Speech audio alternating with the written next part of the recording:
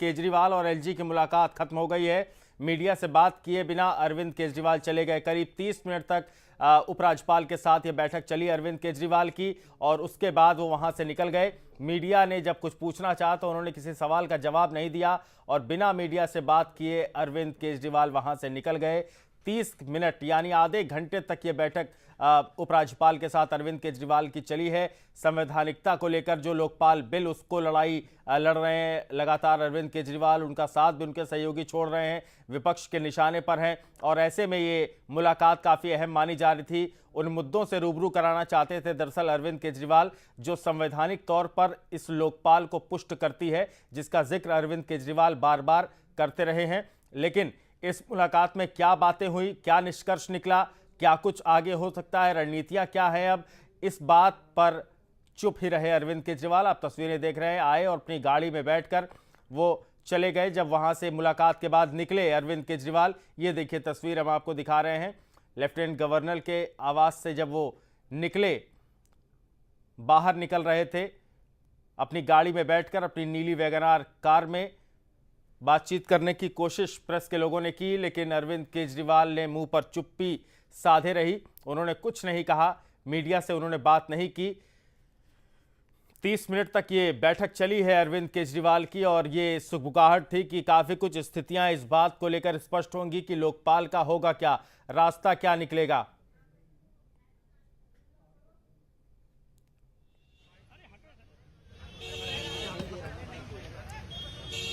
देखिए, आप सीधी तस्वीरें देख रहे हैं।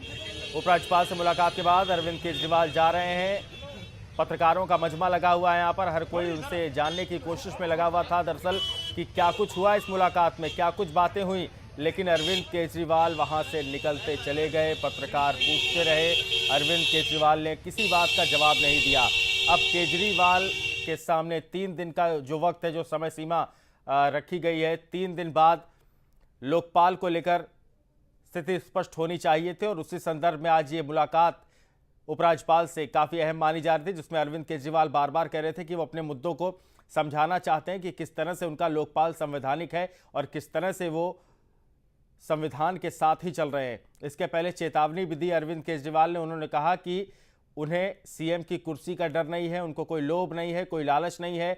1000 बार वो इस कुर्सी को दांव पर लगा सकते हैं, लेकिन भ्रष्टाचार का मुद्दा वो नहीं छोड़ेंगे। भ्रष्टाचार के मसले पर अपनी लड़ाई वो जारी रखेंगे और उस दिशा में उन्हें जो भी कुर्बानियां देनी होगी वो देंगे।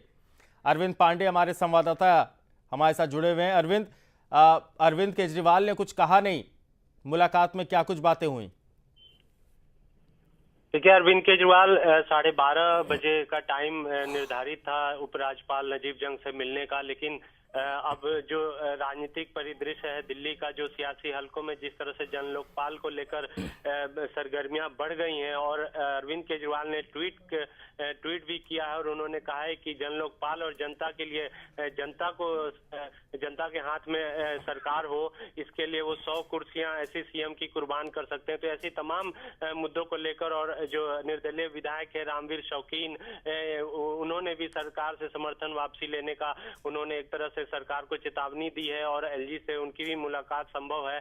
तो ऐसे में अरविंद केजरीवाल ने मीडिया से कोई बात नहीं की। अब क्या बातचीत हुई उपराज्यपाल के सामने, निश्चित तौर पर राजनीतिक जो उठापटक चल रही है अभी दिल्ली सरकार को लेकर, खासकर अरविंद केजरीवाल जिस तरह से विपक्ष और तमाम कांग्रेस के तमाम विधायक जो है जन लोकपाल को लेकर अपना विरोध जता चुके हैं, और उनका यही कहना है कि जन लोकपाल पे वो सरकार को समर्थन नहीं देंगे क्योंकि वो गैर संवैधानिक है, और इसके लिए उन्हें बकायदा जो सेंटर ने जो लोकपाल कानून और लोकायुक्त कानून बनाया उसके तहत उन्हें ये सारी प्रक्रिया आगे बढ़ानी चाहिए, ना कि बाईपास करके उन्हें चलना चाहिए। इन तमाम मुद्दों को लेकर अरविंद केजरीवाल हो सकता है राज्यपाल से मुलाकात में यही सब बातें की हों, और सरकार को लेकर उन्होंने जो अनिश्चितता का दौर अभी चल रहा है कि सरकार विधानसभा में अगर लोकपाल लाएगी तो अगर लोकपाल विधेयक पास हुआ या गिर जाएगा, इसको लेकर संभावनाएं तेज हो गई हैं।